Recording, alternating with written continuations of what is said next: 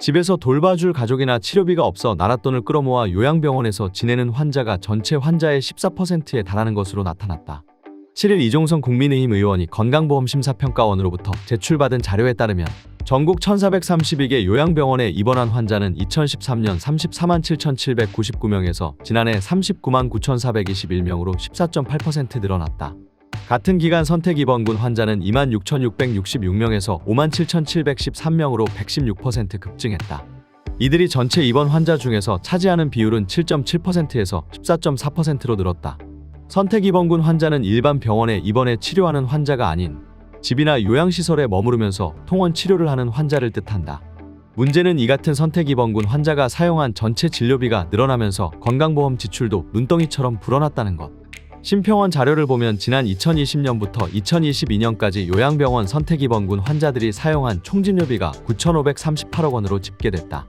상대적으로 치료 필요성이 낮은 의료경도 환자 수도 같은 기간 5,996명 1.7%에서 89,013명 20.3%로 급증했다. 의료경도 환자가 사용한 총진료비는 2020년 1조 1,428억 원, 2021년 1조 722억 원, 2022년 9,700억 원으로 3년간 연평균 1조 616억 원이 소요됐다. 이는 본인 부담금 40%를 제외하더라도 이들에게 매년 수천억 원의 재정을 국가가 부담했다는 뜻이다. 선택입원군 환자 비율이 80%가 넘는 병원도 전국에 8곳으로 조사됐다. 요양병원은 의료법에 적용되며 국민건강보험을 적용보험으로 둔다. 지난해 7월 5일 여성경제신문이 보도한 노인시설 CCTV 의무 설치 법안 요양병원만 병원이라 예외를 보면 요양병원은 의료법, 요양원은 노인복지법을 적용한다. 설립 목적도 요양병원은 치료와 재활, 요양원은 돌봄으로 서로 다르다. 인력도 요양병원의 경우 의료인력이 중심이 된다.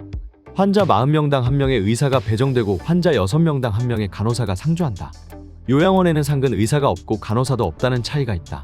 의료계에서는 선택입원군 환자를 줄이기 위해 요양병원과 요양원의 입소 기준 등 역할을 명확히 나눠야 한다고 지적한다. 면역치료 등 실손의료보험 청구가 가능한 비급여 항목을 통해 중증도가 낮은 환자가 장기 입원하는 것이 요양병원 입장에서 수익이 더 많이 나는 구조도 개선해야 할 점으로 꼽힌다. 권태엽 한국노인복지중앙회 회장은 본지와 통화에서 일부에선 병이 든 노부모를 요양원에 모시면 고려장을 치른다는 비판적인 시각이 있지만 민간 요양병원에 입원시키는 걸 두고 효도하는 것으로 생각하는 사례도 적지 않다며 요양에 대한 잘못된 시각이 이런 결과를 초래한 것이라고 지적했다.